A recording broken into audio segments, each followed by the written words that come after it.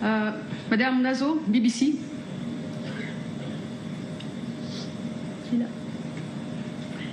Merci beaucoup. Bonjour, Monsieur le Président. Bonjour, Madame. Ma question, c'est encore autour des accords RDC et États-Unis. Et cette fois, c'est dans son volet de l'accueil des migrants des pays tiers exclus du territoire américain. Il y a plusieurs questions qui se posent là-dessus. Et donc, est-ce que vous pouvez nous dire, Monsieur le Président, que prévoit cet accord? Pour commencer, combien de temps ces migrants vont rester sur le territoire congolais?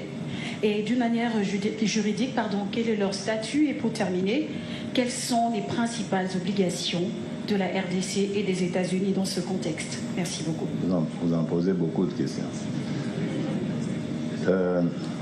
D'abord, c'est suite à un accord que nous avons passé avec le partenaire américain. J'insiste sur le terme partenaire, parce qu'entre partenaires, entre amis, on se rend des services. Et ici, c'est un simple service que les Américains nous ont demandé en nous priant d'héberger les individus qui ont demandé l'asile aux États-Unis et qui ont été déboutés de ce droit d'asile.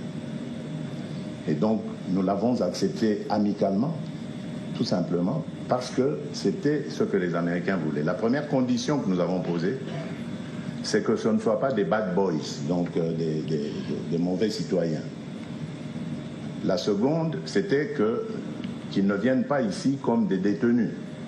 Parce qu'il y en a parmi eux qui avaient été détenus dans les prisons aux États-Unis, pas pour des voies de fait, mais simplement parce que c'était dans des camps de centres de rétention. Donc c'était pas parce qu'ils n'étaient pas en séjour légal. Donc c'était tout à fait normal.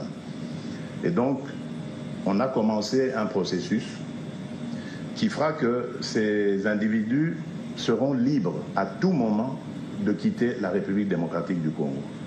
Et lorsqu'ils l'auront décidé, aucun sou ne sortira du trésor congolais pour les raccompagner dans leur pays d'origine. Nous n'avons fait que leur donner l'abri, s'ils le veulent. Parce que si demain ils décident de partir, personne ni rien ne pourra les en empêcher.